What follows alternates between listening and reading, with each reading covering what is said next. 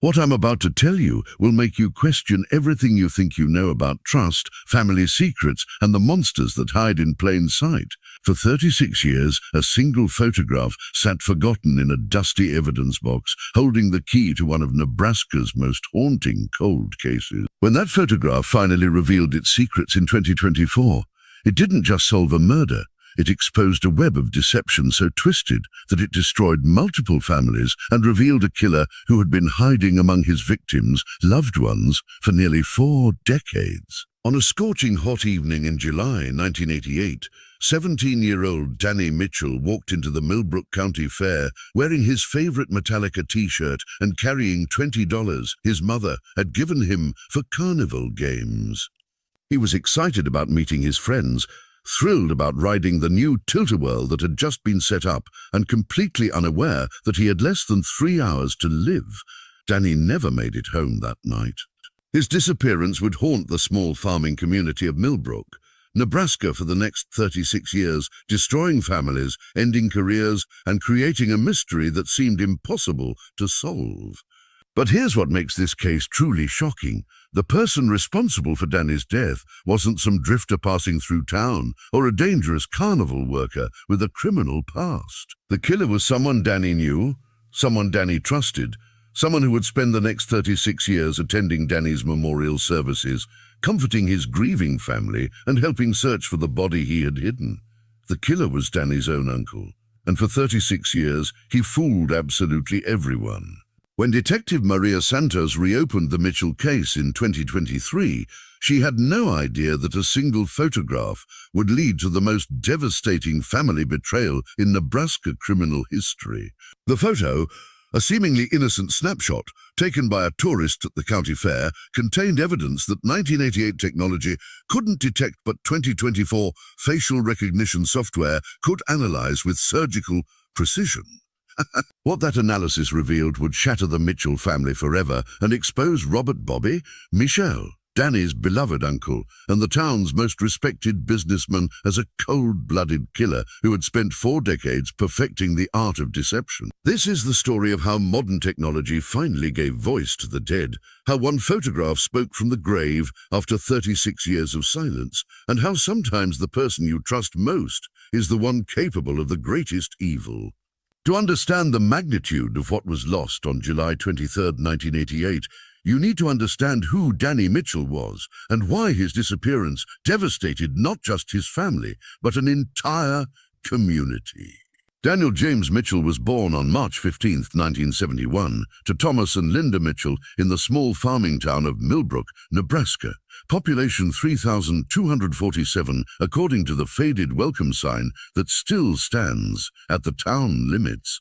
The kind of place where everyone knows everyone, where high school football games are community events, and where a missing teenager becomes everyone's personal tragedy. Danny was what people in small towns call a good kid. He played varsity baseball despite being only a junior, maintained a 3.8 GPA while working part-time at Henderson's feed store, and had already been accepted to the University of Nebraska on a partial academic scholarship. He was the kind of son every parent dreamed of raising, and the kind of young man who made his family proud every single day. Danny was special, his mother Linda would later tell investigators through tears. Not just to us, but to everyone who knew him. He had this way of making people smile, of making them feel important. The kids at school looked up to him, the teachers loved him, and he never met a stranger he couldn't turn into a friend within 5 minutes. But Danny's most defining characteristic wasn't his academic achievements or his athletic ability. It was his loyalty to family. He idolized his Uncle Bobby, his father's younger brother, who had built Michel Construction into one of the most successful businesses in 3 counties. Bobby had taken Danny under his wing from an early age, teaching him about construction, business, and what it meant to be a Mitchell man. What Danny didn't know was that his beloved Uncle Bobby was already fantasizing about killing him, and had been for months. The Mitchell family dynasty, The Mitchell family had been pillars of the Millbrook community for 3 generations. Danny's grandfather, Harold Michel, had started Mitchell Construction in 1952 with nothing but a pickup truck, a toolbox, and an unshakable work ethic that he passed down to his son. Thomas Mitchell, Danny's father, ran the family farm, 580 acres of prime Nebraska corn and soybean land that had been in the family since the 1920s. Thomas was quiet, steady, and universally respected. He served on the school board, coached Little League baseball, and had never missed a Sunday service at Millbrook Lutheran Church in over 20 years. But it was Bobby Mitchell who had really put the family name on the map.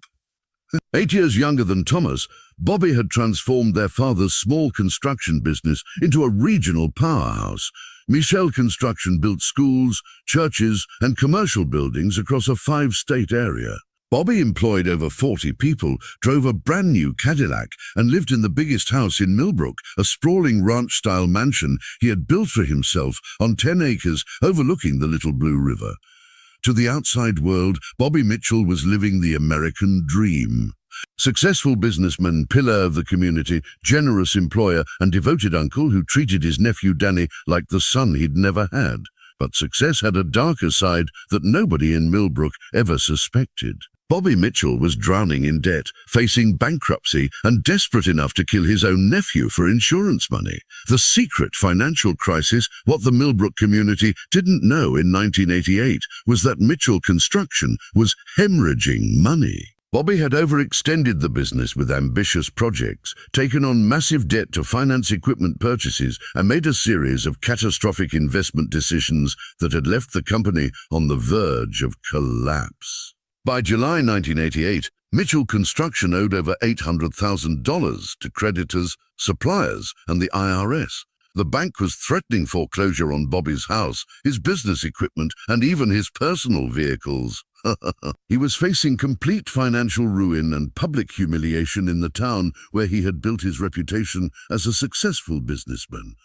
But Bobby Mitchell was not the kind of man who accepted failure gracefully. He was narcissistic, manipulative, and utterly convinced that he deserved success, regardless of what it cost others. When legitimate business strategies failed to solve his financial problems, Bobby began exploring other options. Dark options, criminal options. Options that would ultimately cost his nephew his life. Looking back now, I can see the signs. Thomas Mitchell would later tell detectives. Bobby was stressed, drinking more than usual, making strange comments about money and family obligations. But I never could he was planning. The insurance policy that would become Bobby's motive for murder was something that seemed completely innocent at the time. As Danny's employer at Michel Construction during summer breaks, Bobby had taken out a $500,000 life insurance policy on his nephew, listing himself as the beneficiary. It was presented to the family as a standard business practice, protection for the company in case something happened to a key employee. Nobody questioned it because nobody had any reason to suspect that Bobby would ever harm Danny. The boy was like a son to him. Everyone could see how much Bobby loved his nephew, how proud he was of Danny's accomplishments, how excited he was about Danny's future. But love and pride don't pay off $800,000 in debt. And Bobby Mitchell had already decided that his nephew's life was worth exactly $500,000. The perfect nephew in the weeks leading up to the Millbrook County Fair, Danny Mitchell was at the peak of his young life. He had just finished his junior year with straight A's, been named to the all-state baseball team, and received his acceptance letter to the University of Nebraska with a Paschal scholarship that would cover most of his tuition costs. Danny was also experiencing his first serious relationship with Sarah Beth Thompson, a sweet 16-year-old with blonde hair and blue eyes who shared his love of classic rock music and summer night drives through the Nebraska countryside. They had been dating for 6 months, and Danny had confided to his best friend Jake Morrison that he thought Sarah Beth might be the one. Danny was on top of the world that summer, Jake Morrison would later recall. He was talking about college, about his future with Sarah Beth, about maybe working with his Uncle Bobby after graduation and learning the construction business. He had his whole life planned out. He was so happy, so excited about everything that was coming. Danny's relationship with his Uncle Bobby had never been stronger. Bobby had promised to teach Danny advanced construction techniques during the summer, to take him on business trips to job sites across the region, and to help him understand what it would take to potentially join Mitchell Construction as a full partner after college. To Danny, Uncle Bobby represented everything he wanted to become: successful, respected, financially secure, and admired throughout the community. Bobby was his role model, his mentor, and his vision of his own future. Danny had no way of knowing that Bobby saw him as something entirely different. A solution to a financial crisis worth exactly $500,000 in insurance money, and young enough that his death would generate the kind of community sympathy that would deflect suspicion from the grieving uncle who stood to benefit from the tragedy. The county fair was supposed to be a celebration of summer, community, and teenage freedom. Instead, it would become the setting for one of the most calculated murders in Nebraska history. July 23, 1988. A perfect evening turns deadly. The Millbrook County Fair had been an annual tradition for over 60 years, transforming the sleepy farming town into a carnival wonderland for one magical week each summer. The fairgrounds, located just outside town on Highway 34, came alive with the sounds of carnival rides, game barkers, and the sweet smell of cotton candy mixing with the earthy aroma of livestock from the 4-H competitions. For teenagers like Danny Mitchell, the county fair represented freedom, excitement, and the intoxicating possibility that anything could happen on a warm summer night in rural Nebraska. It was a place where high school social barriers temporarily disappeared, where farm kids and town kids mingled freely, and where young couples could steal romantic moments on the Ferris wheel while the rest of the world spread out below them like a twinkling sea of lights. The weather on July 23, 1988 was absolutely perfect, 75 degrees, with a gentle breeze that carried the sounds of laughter and carnival music across the prairie. The kind of evening that felt like it had been designed specifically for teenage adventures and memories that would last a lifetime. Danny had been looking forward to this night for weeks. He had arranged to meet his girlfriend Sarah Beth Thompson at 7:00 p.m. near the carnival games, and they had plans to ride every ride, share a funnel cake, and watch the fireworks display that would cap off the evening's festivities. What Danny didn't know was that his Uncle Bobby had been planning this night too. Not as a celebration, but as the perfect opportunity to commit murder. The last normal conversation at 6:15 p.m., Danny finished his dinner and headed upstairs to his bedroom to get ready for the fair. His mother, Linda, was washing dishes in the kitchen when she heard him rummaging around in his closet, looking for his favorite Metallica t-shirt that he considered lucky for special occasions. "Mum, have you seen my black Metallica shirt?" Danny called down the stairs. "Check the laundry basket on my bed," Linda replied. "I just finished folding clothes this afternoon." Danny bounded down the stairs 2 at a time, his face bright with anticipation. He kissed his mother on the cheek and grabbed the $20 bill she had left on the kitchen counter for his fair expenses. "Don't spend it all on carnival games," Linda warned with a smile. "Save some for food." "Yes, Mum." Danny grinned. "Sarah Beth wants to try the funnel cake booth, and Jake says the corn dogs this year are incredible. What time should I expect you home? Probably around 11. Maybe a little later if the fireworks run long. Uncle Bobby said he might stop by the fair after he finishes up at the Morrison job site, so I might catch a ride home with him if I see him there." Those words would haunt Linda Mitchell for the next 36 years. The casual mention of Uncle Bobby, the trust and affection in Danny's voice, the complete absence of any fear or suspicion. Her son was walking directly into the hands of his killer, and she had no way of knowing that she was hearing his voice for the last time. Uncle Bobby had already finished at the Morrison job site.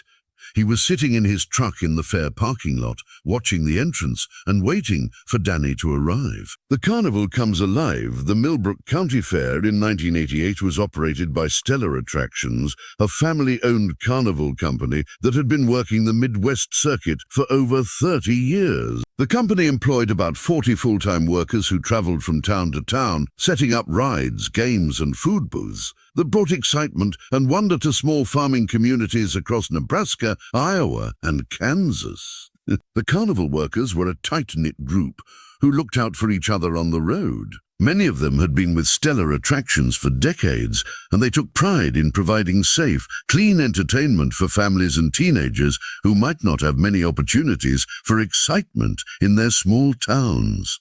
Ray Kowalski, the carnival's general manager, had been running operations for stellar attractions since 1975. He was meticulous about safety, insisted on thorough background checks for all employees, and had built a reputation for operating one of the most professional carnival operations in the region. We knew these small towns depended on us for their summer entertainment, Kowalski would later explain to investigators. We took that responsibility seriously. Our workers were trained to watch out for problems, to report anything suspicious, and to make sure every kid who came to our fair went home safely. But even the most careful security measures couldn't protect against a killer who looked like a respectable local businessman who belonged in the community and who had spent months planning the perfect crime. 7:00 p.m. The meeting that never happened. Sarah Beth Thompson arrived at the Carnival Games area right at 7:00 p.m., wearing a pink sundress and carrying a small purse her mother had given her for her 16th birthday. She positioned herself near the ring toss booth where she and Danny had agreed to meet, scanning the crowd for his familiar face and distinctive Metallica t-shirt. The fair was just hitting its stride as the sun began to set. Families with young children were finishing up their dinner at the food booths. Teenagers were starting to arrive in groups, and the carnival rides were beginning to light up with the colorful neon that would transform the fairgrounds into a magical wonderland after dark. Sarah Beth waited for 15 minutes, then 20, then 30.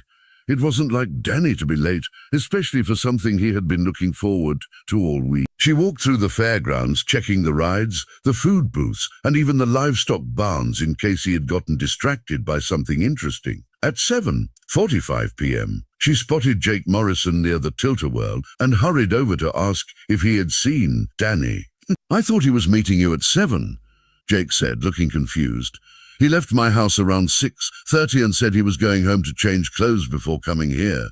He never showed up," Sarah Beth replied, the first hint of worry creeping into her voice. "It's not like him to just disappear without saying anything. Maybe he got held up at home. You know how his mom likes to talk." But Sarah Beth knew Danny well enough to know that he would have called if he was going to be significantly late. They had been dating for 6 months, and he was always considerate about keeping her informed of any changes to their plans. At 8:15 p.m., Sarah Beth made the decision that would later prove crucial to the investigation. She walked to the payphone near the fair's main entrance and called the Mitchell house. Linda Mitchell answered on the second ring, and her words sent a chill through Sarah Beth's entire body. "Danny left for the fair over an hour ago. Isn't he with you?" "You?" The search begins by 9:00 p.m. when Danny still hadn't appeared at the fair or returned home. His parents, Thomas and Linda Mitchell, were driving the route between their house and the fairgrounds, searching ditches and side roads for any sign of their son or his bicycle. Danny had ridden his 10-speed Schwinn bicycle to the fair, a decision that seemed perfectly normal at the time, but would later become a crucial element in the investigation. The bicycle, a blue and white racing bike that Danny had received for his 16th birthday, should have been easy to spot along the well-traveled route between town and the fairgrounds. But there was no sign of Danny or his bicycle anywhere along Highway 34 or the county roads that connected to the fairgrounds.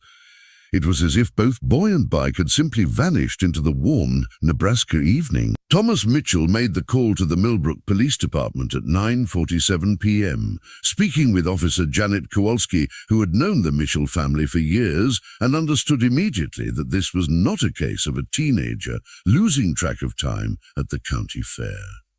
"Danny's not the kind of kid who just disappears," Thomas explained to Officer Kowalski. "He's responsible, he always keeps in touch, and he was really excited about tonight. Something's wrong, something's really wrong." Officer Kowalski issued an immediate BOLO, be on the lookout, alert for Danny and his bicycle, and within 30 minutes, every law enforcement officer in a 50-mile radius was searching for the missing teenager.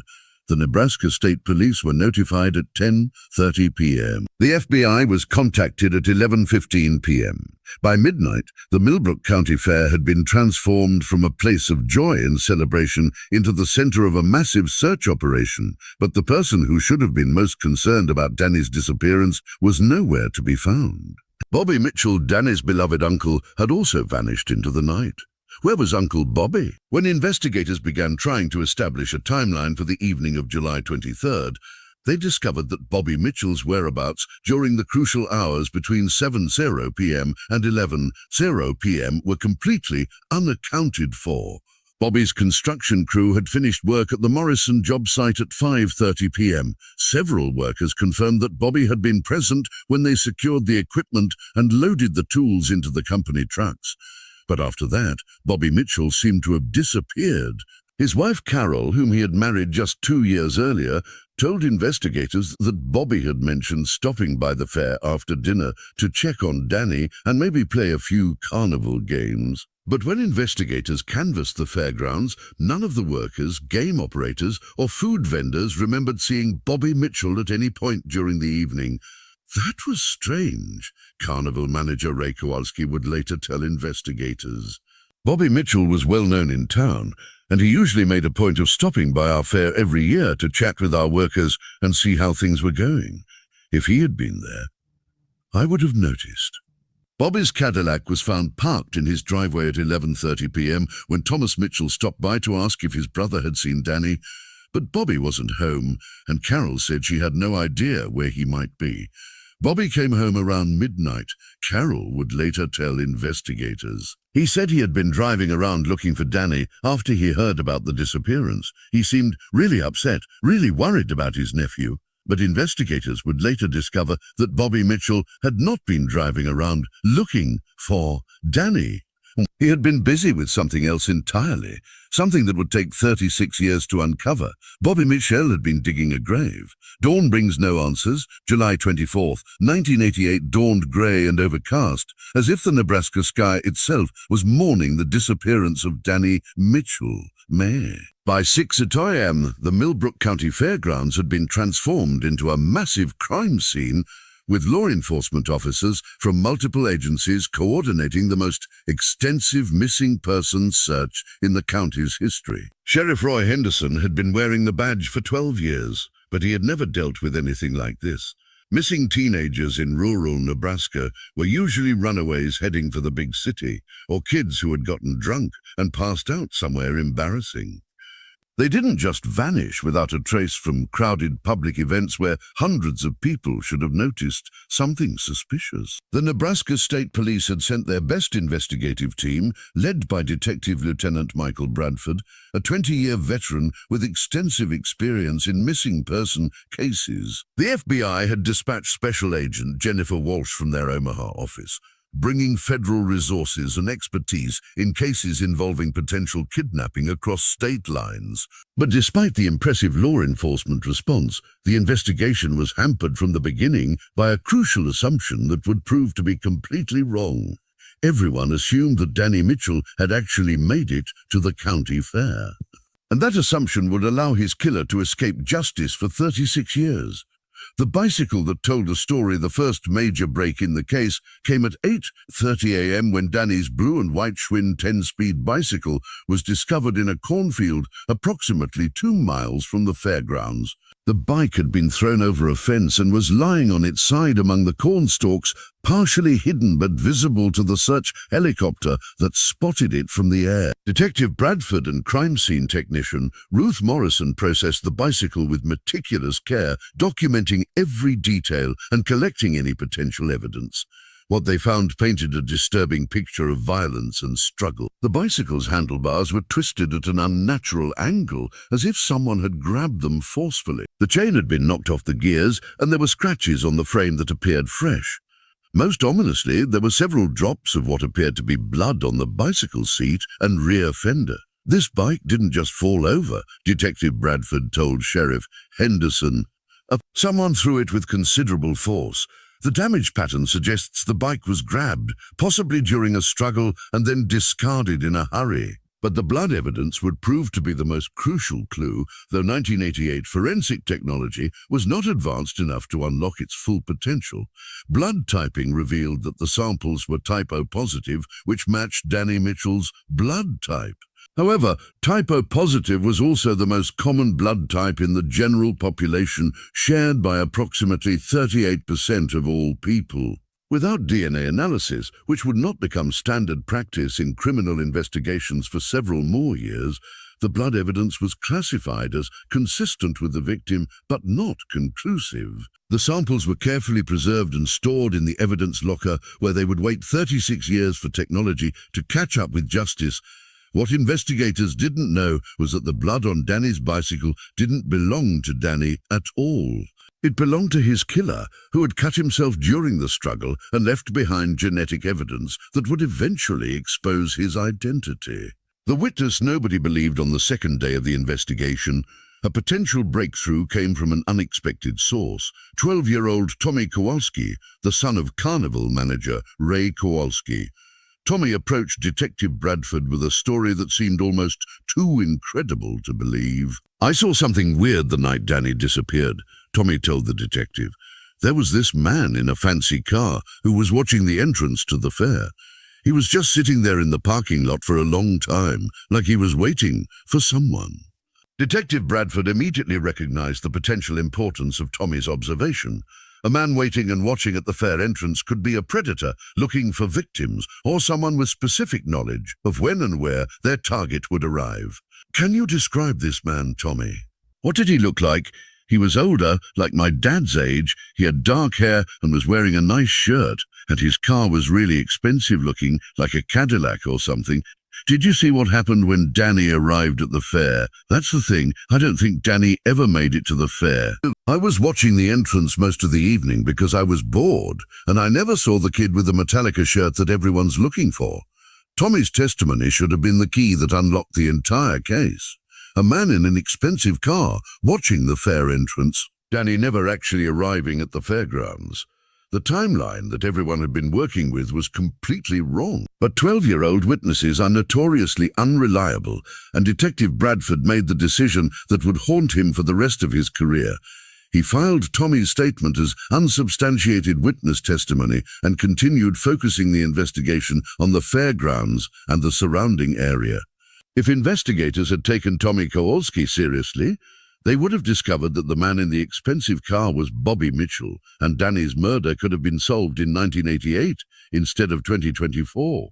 The uncle who helped too much from the moment Danny's disappearance became public knowledge. Bobby Mitchell positioned himself as the grieving uncle who would stop at nothing to find his beloved nephew. He organized search parties, offered a $10,000 reward for information leading to Danny's safe return, and spent countless hours driving the back roads of rural Nebraska looking for any sign of the missing teenager. To law enforcement officers and community members, Bobby's dedication seemed like the natural response of a man who genuinely loved his nephew and was desperate to bring him home safely. His emotional displays of concern, his tireless search efforts, and his generous reward offer all contributed to an image of a devoted family member who was suffering deeply from Danny's disappearance. Bobby was incredible during those first few weeks, Sheriff Henderson would later recall.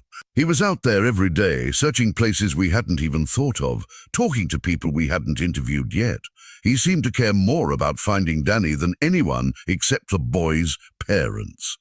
But Bobby's intense involvement in the search efforts served a more sinister purpose. It allowed him to monitor the investigation's progress, to learn what evidence had been discovered, and to ensure that investigators weren't getting too close to the truth. Bobby attended every law enforcement briefing that was open to family members. He volunteered to help coordinate civilian search parties, which gave him access to information about where investigators planned to focus their efforts. Most importantly, his visible grief and concern made him the last person anyone would suspect of being involved in Danny's disappearance. Looking back now, I realize Bobby was manipulating all of us, Detective Bradford would admit years later. He was using his position as the grieving uncle to stay one step ahead of our investigation. and we let him do it because we trusted him completely. While Bobby Mitchell was publicly searching for his nephew, he was privately visiting the remote location where he had buried Danny's body, making sure the grave remained undisturbed and undetected. The carnival workers under suspicion. As the investigation entered its second week without any solid leads, law enforcement attention began to focus on the carnival workers from stellar attractions.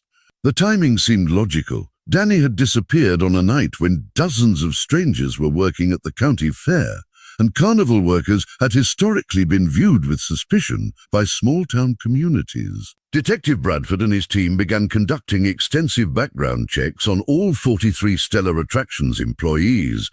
They were looking for anyone with a criminal history involving violence, sexual assault, or crimes against children. They interviewed each worker multiple times, examining their whereabouts during the crucial hours when Danny had disappeared.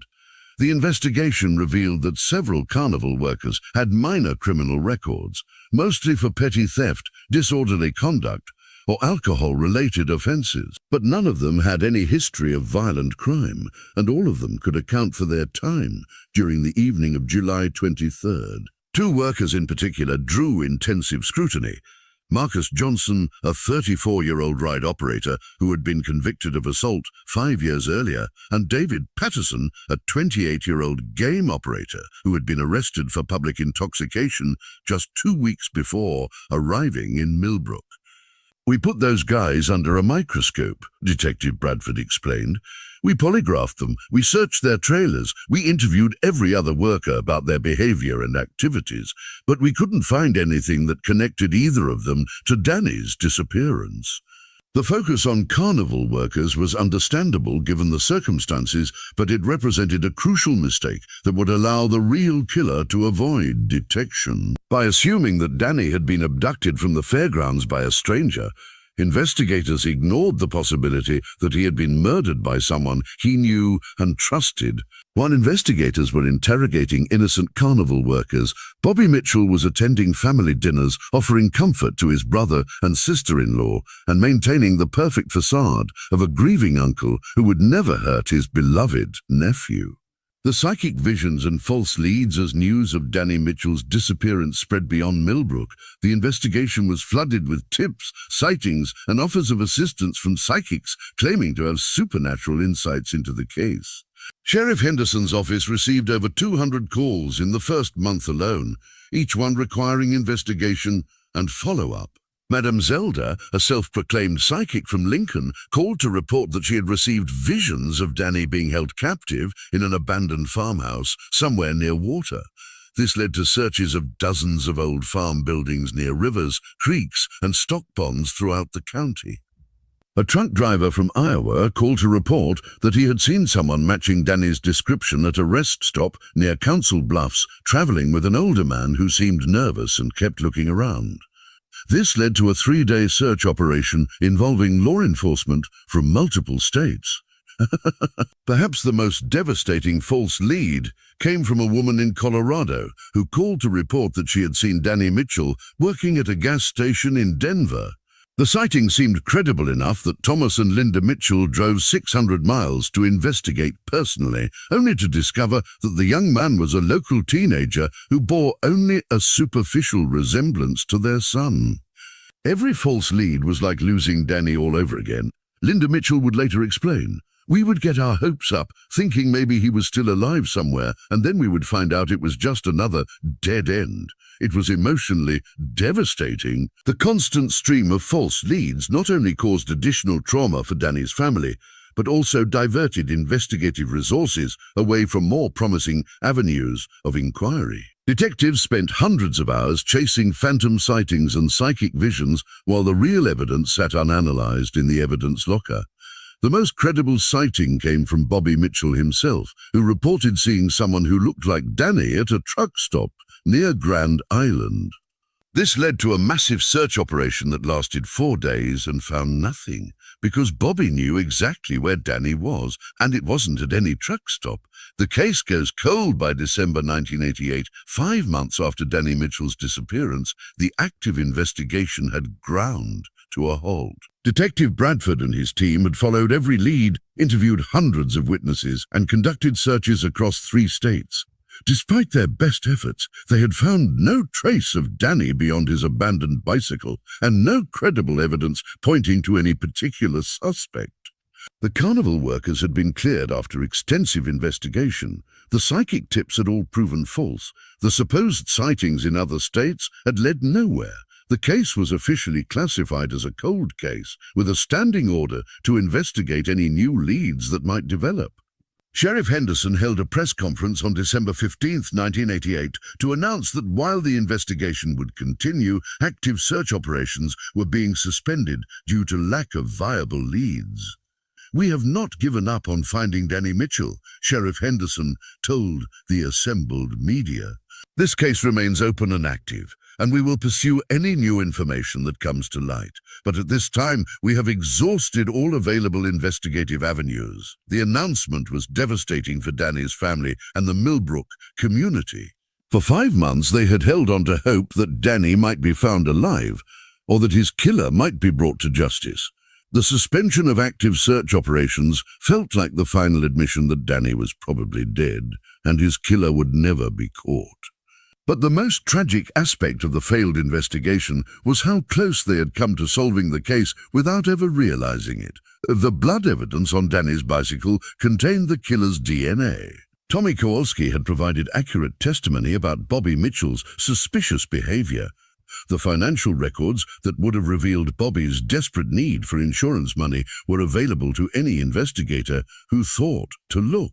Everything needed to solve Danny Mitchell's murder was available in 1988. The only thing missing was the technology to analyze DNA evidence and the investigative insight to suspect that the killer might be hiding within the victim's own family. The grieving uncle's perfect performance for 36 years after Danny Mitchell's disappearance, Bobby Mitchell maintained the performance of his lifetime. He became the perpetual grieving uncle, the man who had lost his beloved nephew and would never be the same. It was a role that required constant attention to detail, careful emotional manipulation, and the kind of sociopathic dedication that only a true psychopath could sustain for nearly 4 decades. Bobby's performance began within hours of Danny's disappearance and continued without interruption until his arrest in 2024. Every family gathering, every anniversary, every Christmas dinner became an opportunity for Bobby to display his ongoing grief and maintain his image as the devoted uncle who had never recovered from losing Danny. "Bobby would always get emotional when we talked about Danny," Linda Mitchell would later recall. Even 20 or 30 years later, his eyes would fill with tears whenever Danny's name was mentioned. "I thought it was beautiful that he loved Danny so much.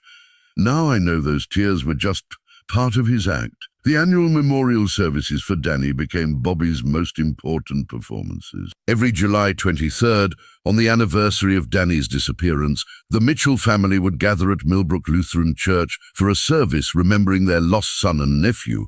Bobby never missed a single one of these services, and his emotional displays of grief became legendary in the community. Bobby would sob openly during the hymns, deliver touching speeches about Danny's character and potential, and comfort other family members with the kind of tender care that only seemed possible from someone who genuinely shared their pain. His performances were so convincing that even trained counselors and clergy members were moved by his obvious devotion to Danny's memory. What nobody knew was that Bobby Mitchell wasn't mourning Danny's death. He was celebrating the success of his perfect crime and enjoying the power that came from fooling everyone who trusted him. Building an empire on blood money, the $500,000 life insurance payout that Bobby received 6 months after Danny's disappearance was officially designated as compensation for the loss of a key employee whose death had caused significant hardship for Mitchell Construction. The insurance company processed the claim without question, since there was no evidence suggesting that Bobby had been involved in his nephew's disappearance. Bobby used the insurance money to save his failing construction business and rebuild it into an even more successful operation. He paid off his debts, purchased new equipment, and expanded into commercial projects that made him one of the wealthiest men in 3 counties. By 1995, Michel Construction employed over 100 people and had contracts for major projects across Nebraska, Iowa, and Kansas. Bobby's personal net worth had grown to over $3 million, and he had become a pillar of the business community, serving on the boards of multiple organizations and donating generously to local charities. And the tragic irony was that Bobby's business success, built on the foundation of his nephew's murder, made him an even more respected figure in the Millbrook community. People saw his financial achievements as evidence of his strong character and business acumen, never suspecting that his wealth had been purchased with his nephew's blood. Bobby became like a local celebrity, recalled Millbrook Chamber of Commerce President Janet Morrison. He was successful, generous, and always willing to help with community projects. We all looked up to him as an example of what hard work and determination could accomplish. Bobby's charitable giving was particularly cynical, as he frequently donated money to organizations that supported families of missing children. He established the Danny Mitchell Memorial Scholarship at Millbrook High School, providing college funding for students who demonstrated Danny's combination of academic achievement and community service. The scholarship became one of Bobby's most effective tools for maintaining his image as the grieving uncle who was determined to honor his nephew's memory. Every year at the scholarship presentation ceremony, Bobby would deliver an emotional speech about Danny's character and potential, reminding the community of the tragedy that had shaped his own life. Bobby Mitchell had discovered that murder could be incredibly profitable, both financially and socially. The sympathy generated by Danny's death had made him richer, more respected, and more powerful than he had ever been before killing his nephew. The second wife's suspicions, Bobby's marriage to Carol Henderson in 1986, had seemed like a fairy tale romance to the Millbrook community. Carol was the daughter of Sheriff Roy Henderson, beautiful, intelligent, and well-respected in her own right as a high school English teacher. Their wedding, just 2 years before Danny's disappearance, had been the social event of the year. But living with Bobby Mitchell on a daily basis gave Carol insights into his personality that the rest of the community never saw. She began to notice inconsistencies in his stories, moments when his emotional displays seemed forced or calculated, and a coldness that he displayed when he thought nobody was watching. The first major red flag came in 1992, 4 years after Danny's disappearance, when Carol discovered that Bobby had been lying about his activities on the night Danny vanished. Bobby had always claimed that he had been driving around looking for Danny after hearing about the disappearance, but Carol found gas receipts and credit card records that proved he had been nowhere near the areas he claimed to have searched. I confronted him about the inconsistencies. Carol would later tell investigators. He got angry in a way I had never seen before, not just upset or defensive, but genuinely frightening. He told me that if I ever questioned his story about that night again, I would regret it. Over the following years, Carol began to document Bobby's behavior more carefully. She noticed that he seemed to enjoy the attention he received as the grieving uncle, that he never showed genuine emotion except when others were watching, and that he had an almost encyclopedic knowledge of details about the investigation that seemed unusual for someone who wasn't directly involved in law enforcement. Most disturbing of all, Carol began to suspect that Bobby knew more about Danny's fate than he was admitting. He would make offhand comments about Danny being at peace or in a better place that seemed to indicate knowledge rather than hope. When pressed about these comments, Bobby would claim that he was just trying to find comfort in faith, but his explanations never felt sincere to Carol. There were moments when Bobby would let his guard down, and I could see something cold and calculating behind his eyes, Carol recalled. He would talk about Danny's death with a kind of detachment that seemed wrong for someone who was supposedly devastated by the loss. But Carol's growing suspicions about her husband created a terrible dilemma. She had no concrete evidence of Bobby's involvement in Danny's disappearance, only a growing certainty that he was not the grieving uncle he pretended to be. Making accusations without proof would destroy her marriage, her reputation, and her father's career as sheriff. More importantly, Carol was genuinely afraid of what Bobby might do if he discovered that she suspected him. The coldness she had seen in his eyes, the threats he had made when she questioned his story, and his obvious capacity for deception made her believe that he might be dangerous if cornered.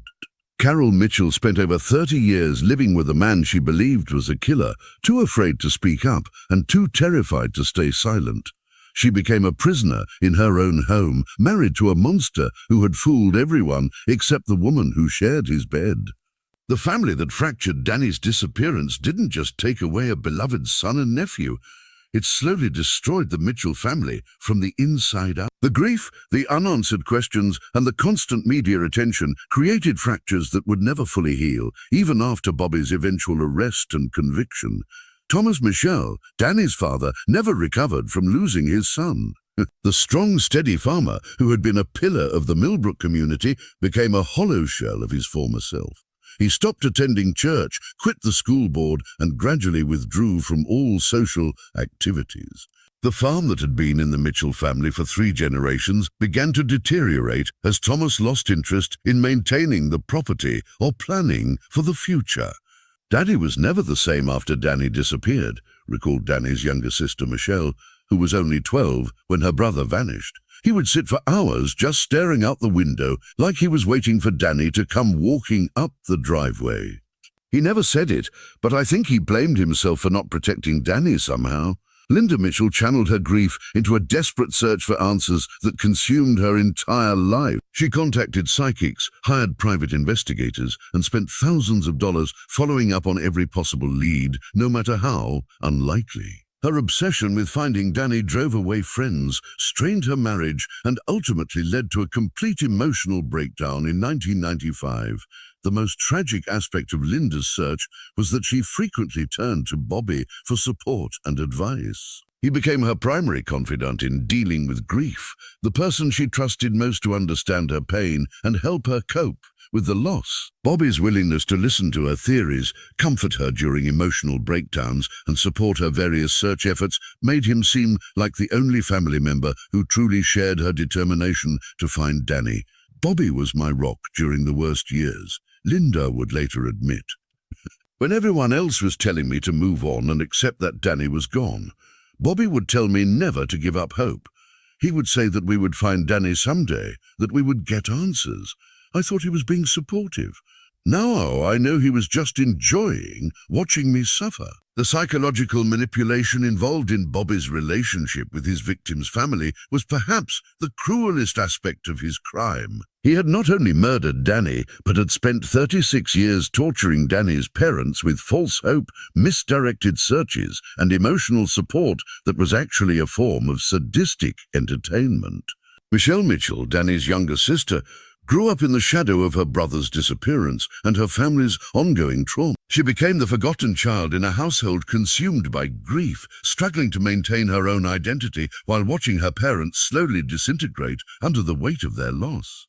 I felt guilty for being alive when Danny was gone.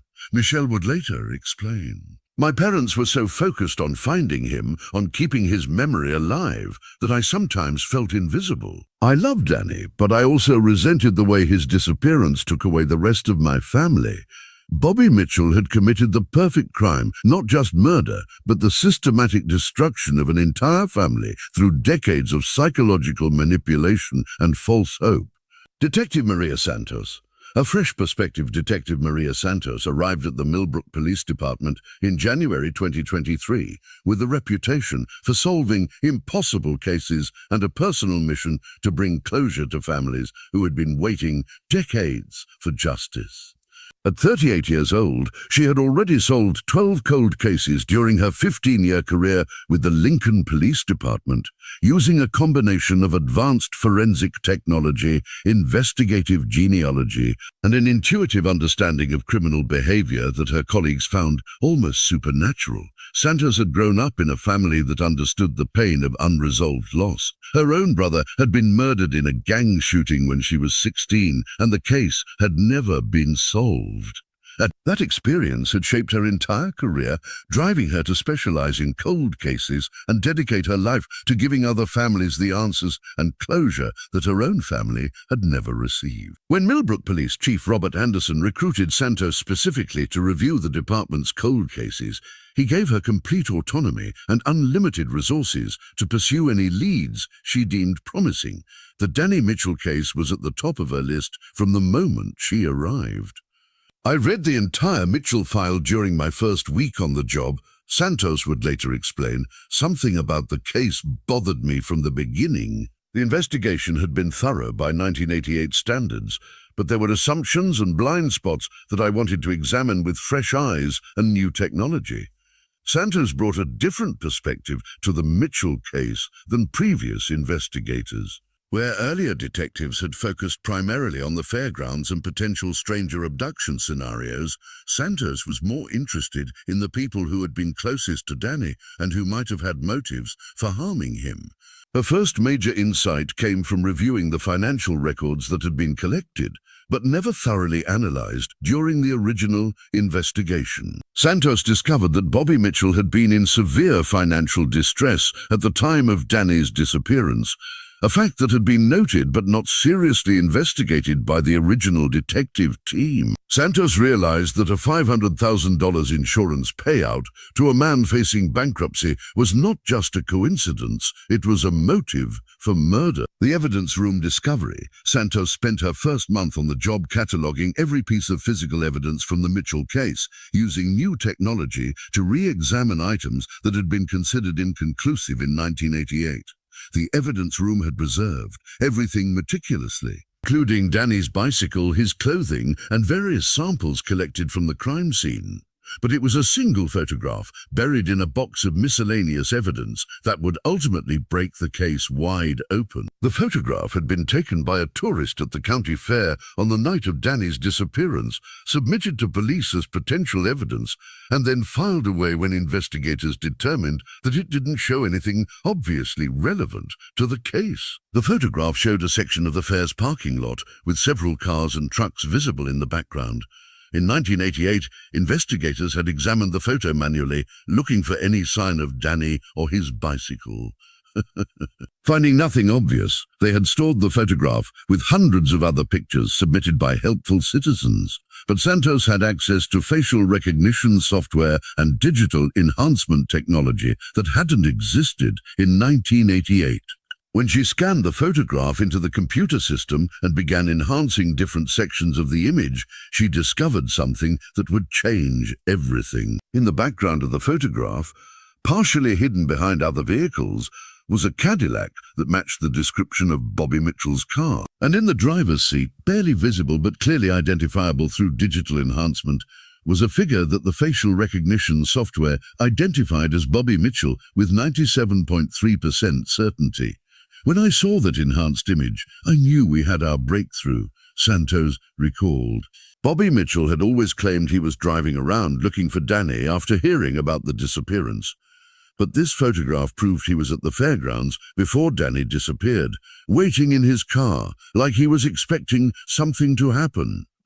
The photograph that would solve Danny Mitchell's murder had been sitting in an evidence box for 35 years, waiting for technology to reveal the killer hiding in plain sight. Building the case against Bobby Mitchell, the enhanced photograph provided Santos with the probable cause she needed to begin a full investigation into Bobby Mitchell's potential involvement in his nephew's murder. Working with the Nebraska State Police and FBI resources, she began building a comprehensive case that would examine every aspect of Bobby's life, finances, and behavior during the crucial time period. The financial investigation revealed the full extent of Bobby's desperation in July 1988. Mitchell Construction had been on the verge of complete collapse, with creditors demanding immediate payment and the IRS threatening to seize all company assets. The $500,000 insurance payout had not only saved Bobby's business, but had enabled him to expand it into the successful operation it became in the 1990s. Santos also discovered that Bobby had taken out the insurance policy on Danny just 3 months before the murder, using his position as Danny's employer during summer breaks to justify the coverage. The timing was highly suspicious, particularly when combined with Bobby's desperate financial situation, but Santos needed more than financial motive and a suspicious photograph to build a prosecutable case. She needed physical evidence that definitively connected Bobby Mitchell to his nephew's murder. "I knew Bobby was our killer, but I needed proof that would convince a jury," Santos explained. "Financial motive and circumstantial evidence weren't enough. I needed something that would conclusively prove Bobby's guilt." The answer came from re-examining the blood evidence collected from Danny's bicycle in 1988. The samples had been preserved properly, and advances in DNA extraction techniques had made it possible to analyze genetic material from increasingly small and degraded samples.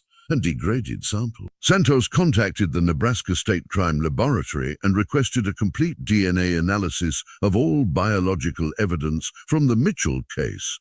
The lab had recently acquired new equipment specifically designed to extract DNA from cold case evidence, and they were eager to test their capabilities on a high-profile case. The blood on Danny's bicycle was about to reveal a secret that Bobby Mitchell had been keeping for 36 years. The DNA breakthrough Dr. Angela Rodriguez, the Nebraska State Crime Laboratory's chief DNA analyst, had been working with degraded biological samples for over 20 years, but the Mitchell case presented unique challenges. The blood samples were 36 years old, had been stored under less than ideal conditions for much of that time, and were extremely small to begin with. However, new extraction techniques developed specifically for cold cases had made it possible to recover DNA profiles from evidence that would have been considered hopeless just a few years earlier. Dr. Rodriguez was optimistic that she could extract enough genetic material to generate a useful profile. The analysis took 3 weeks to complete, using every available technique to maximize the genetic information that could be recovered from the degraded samples. When the results came back, they provided Santos with exactly what she needed to arrest Bobby Mitchell for murder. "We recovered a complete male DNA profile from the blood samples," Dr. Rodriguez reported to Santos. "The profile doesn't match the victim, Danny Mitchell, but it does match a sample we have in the convicted offender database." The match came from a Dewey arrest in 2019, when Bobby Mitchell had been required to provide a DNA sample as part of Nebraska's expanded offender database. At the time, the sample had been collected and stored without any connection to the Mitchell case, since Bobby had never been considered a suspect. But when the DNA profile from Danny's bicycle was run through the database, it came back as a perfect match to Bobby Mitchell, with odds of coincidence calculated at less than 1 in 500 billion. "When I saw those results, I knew we had him," Santos said. There was no innocent explanation for Bobby Mitchell's blood being on his nephew's bicycle. It was physical proof that he had been present during whatever happened to Danny, and it gave us everything we needed to make an arrest. After 36 years of freedom, Bobby Mitchell's DNA had finally betrayed him. The blood he had left on his nephew's bicycle would be the evidence that brought him to justice. The surveillance operation before making an arrest, Santos wanted to gather additional evidence and observe Bobby Mitchell's current behavior pattern. Working with state and federal resources, she organized a comprehensive surveillance operation designed to document Bobby's activities and potentially catch him in incriminating behavior. The surveillance began in March 2024 and continued for 3 months, with teams monitoring Bobby's movements, communications, and interactions with other people. What they discovered provided additional insights into his psychological state and ongoing deception. Bobby, now 79 years old, was still actively maintaining his image as the grieving uncle who had never recovered from losing Danny. He continued to visit Danny's grave every month, participated in the annual memorial services, and made regular donations to the Danny Mitchell Memorial Scholarship Fund. But the surveillance also revealed behaviors that suggested Bobby was reliving or celebrating his crime in private. He made regular trips to remote locations in rural Nebraska, including several visits to an area near the Little Blue River where investigators suspected Danny might be buried. Most disturbing of all, Bobby had collected newspaper clippings, photographs, and other memorabilia related to Danny's case over the 36 years since the murder. The surveillance team observed him visiting a storage unit where he kept boxes of materials related to the investigation, including items that appeared to be souvenirs or trophies from his crime. The surveillance showed us that Bobby Mitchell wasn't just living with the secret of what he had done. He was actively enjoying it, Santos reported.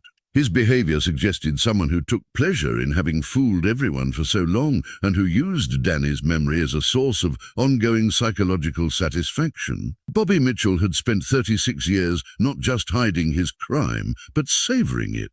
The surveillance revealed that he was still visiting Danny's burial site and collecting trophies from the murder he had committed decades earlier.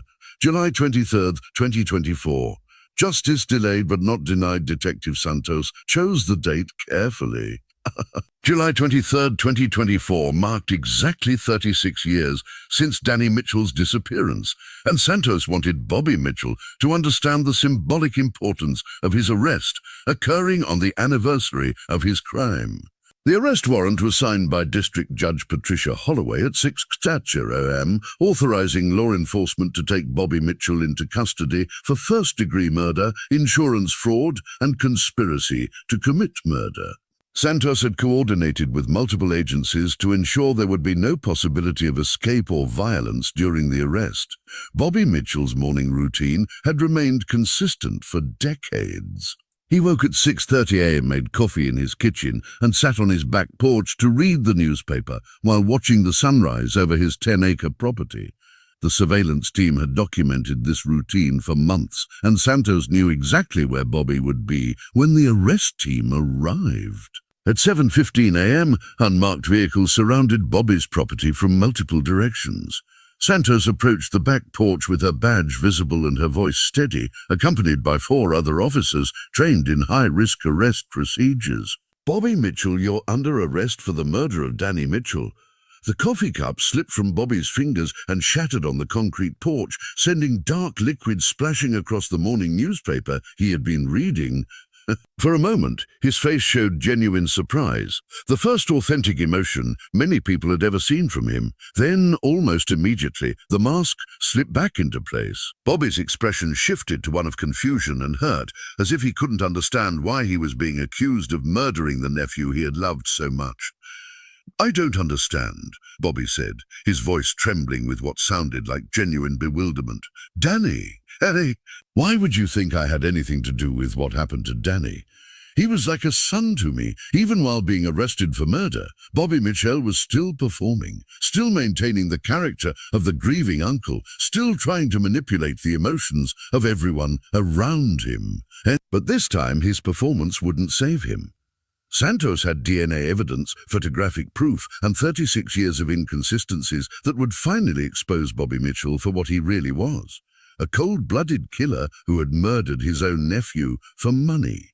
The community's shock and disbelief news of Bobby Mitchell's arrest spread through Millbrook like wildfire in a drought year. By 10:00 a.m., every coffee shop, diner, and gathering place in town was buzzing with shocked conversations about the impossible reality that their most respected businessman had been arrested for murdering his own nephew. The psychological impact on the community was immediate and devastating. For 36 years, Bobby Mitchell had been a pillar of Millbrook society, successful, generous, and universally respected. He had donated millions to local charities, provided jobs for hundreds of families, and served as a role model for what hard work and determination could accomplish. The revelation that this admired figure was actually a killer who had been hiding among them for decades forced everyone in Millbrook to question their own judgment and wonder what other secrets might be lurking beneath the surface of their seemingly peaceful community. "I couldn't believe it when I heard the news," said Martha Henderson, who had known Bobby Mitchell for over 40 years. "He was at my daughter's wedding just last month, dancing and laughing like he always did. The idea that he could have killed Danny all those years ago seemed impossible. But then I started thinking about all the times he had comforted Linda and Thomas, all the memorial service he attended, all the speeches he gave about Danny's memory. It made me sick to think that he was lying the whole time." The local newspaper, the Millbrook Herald, struggled to find words adequate for the story that would define their community for years to come. Editor James Patterson had known Bobby Mitchell personally for decades and had written numerous articles about his business success and charitable giving. "This is the most shocking story I've covered in 30 years of journalism," Patterson told his readers, "We all thought we knew Bobby Mitchell. We admired him, respected him, and trusted him with our community's future. Learning that he was capable of murdering his own nephew for money has forced all of us to confront some very uncomfortable questions about how well we really know the people around us." The arrest of Bobby Mitchell didn't just solve a 36-year-old murder. It shattered the illusions that had allowed a small community to believe they were safe from the kind of evil that existed in the larger world. The family's devastating revelation for Thomas and Linda Mitchell, Bobby's arrest represented the ultimate betrayal, not just the loss of their son, but the realization that the person who had comforted them through 36 years of grief was actually Danny's killer.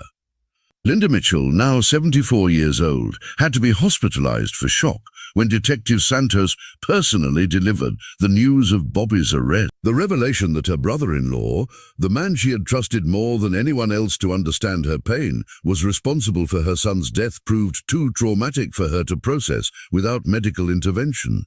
"I trusted him completely," Linda whispered to Santos from her hospital bed. "For 36 years, Bobby was the one person who never told me to give up hope, who never said I should move on and accept that Danny was gone. He would hold me when I cried, listen to all my theories about what might have happened, and promise me that someday we would get answers. Now I know why he was so confident that we would find answers someday, because he knew exactly what had happened to Danny." Thomas Mitchell's reaction was different, but equally devastating. At 78 years old, he had lived his entire adult life carrying guilt about his inability to protect his son. The revelation that Danny's killer had been his own brother, someone Thomas had loved and trusted without reservation, broke something inside him that would never heal. "I brought Bobby into Danny's life," Thomas told Santos. "I encouraged their relationship. I was proud of how much Bobby cared about Danny. And I thought it was wonderful that Danny had such a successful role model. If I had been more suspicious, more protective, maybe Danny would still be alive. I failed my son twice, once when I couldn't keep him safe, and again when I trusted his killer for 36 years. Michelle, Danny's younger sister, struggled to process the revelation that her Uncle Bobby, who had been like a second father to her after Danny's disappearance, was actually a murderer who had been manipulating her family for decades. "Uncle Bobby was at every birthday party, every Christmas dinner, every family gathering for my entire adult life," Michelle explained to Santos. "He walked me down the aisle at my wedding because my dad was too emotional to do it. He was there when my children were born, when I got divorced, when I needed someone to talk to about problems with my parents' grief. The idea that this man, who seemed to love our family so much, was actually the one who destroyed it is something I don't know how to process." Bobby Mitchell hadn't just murdered Danny. He had spent 36 years psychologically torturing Danny's family, using their grief as entertainment and their trust as a weapon against them. Carol Mitchell's secret relief for Carol Mitchell, Bobby's wife of 38 years, the arrest brought a complex mixture of validation, relief, and terror that she had never expected to experience. Carol had spent over 30 years living with growing suspicions about her husband's involvement in Danny's disappearance, but she had never found the courage to voice those suspicions to law enforcement. The fear of being wrong, of destroying innocent lives with unfounded accusations, had kept her silent, even as the evidence of Bobby's deception continued to accumulate. But Carol had also been afraid of what Bobby might do if he discovered that she suspected him. She had seen glimpses of the coldness and calculation that he hid from the rest of the world, and she understood that she was living with someone who was capable of extreme violence if he felt threatened. "I knew," Carol admitted to Detective Santos during a private interview. "I didn't want to know. I tried to convince myself I was being paranoid, but deep down I knew Bobby had killed Danny." The lies about where he was that night, the way he seemed to enjoy the attention he got as the grieving uncle, the knowledge he had about details of the investigation, it all pointed to his involvement. But what was I supposed to do? I had no proof, just suspicions and intuition. If I had gone to the police with my concerns and been wrong, it would have destroyed an innocent man and torn apart two families. And if I had been right, I was terrified of what Bobby would do to me if he found out I suspected him. Carol's decision to remain silent had been a form of self-preservation, but it had also condemned her to decades of psychological torment. She had been forced to play the role of the supportive wife, attending memorial services for Danny while sitting next to the man she believed had killed him. The arrest finally freed Carol from the terrible secret she had been carrying, but it also forced her to confront her own role in allowing Bobby to avoid justice for so many years. "I feel guilty for not speaking up sooner," Carol told Santos. "Maybe if I had found the courage to voice my suspicions years ago, other families could have been spared this pain. But I was so afraid, and I had no idea how to prove what I suspected." Carol Michelle had been trapped in a marriage to a killer for 36 years, knowing the truth but too terrified to speak it. Bobby's arrest finally freed her from a prison that had been disguised as a successful marriage. Breaking down the master manipulator, the interrogation of Bobby Mitchell began at 2:00 p.m. on July 23, 2024, in interview room B of the Millbrook Police Department. Detective Santos had carefully planned her approach, understanding that she was dealing with a master manipulator who had successfully deceived everyone around him for 30 years. Bobby arrived at the station accompanied by his attorney, Martin Crawford, one of Nebraska's most experienced criminal defense lawyers. Crawford had built his career defending high-profile cases and understood immediately that his client was facing the most serious charges possible under Nebraska law. Santos began the interrogation by establishing the evidence that had led to Bobby's arrest. She presented the enhanced photograph showing Bobby at the fairgrounds before Danny's disappearance, the financial records demonstrating his desperate need for insurance money, and finally, the DNA evidence that definitively connected him to the crime scene. "Mr. Mitchell, we have your DNA on your nephew's bicycle from the night he disappeared," Santos stated calmly. "There's no innocent explanation for that evidence. You were there when Danny was attacked, and you were involved in whatever happened to him." Bobby's initial response was to maintain his innocence while expressing hurt and confusion that anyone could suspect him of harming the nephew he loved so much. His performance was masterful, tears welling in his eyes, his voice breaking with emotion, his entire demeanor conveying the image of a man who was being falsely accused of an unthinkable crime. "I loved Danny like he was my own son," Bobby insisted. "The idea that I could hurt him is impossible. There has to be some mistake with this evidence you're talking about. I would never ever harm Danny." But Santos had spent months preparing for this moment, and she was ready for Bobby's attempts at manipulation. She methodically presented each piece of evidence, explaining how the various elements of the case fit together to form an undeniable pattern of premeditation and deception.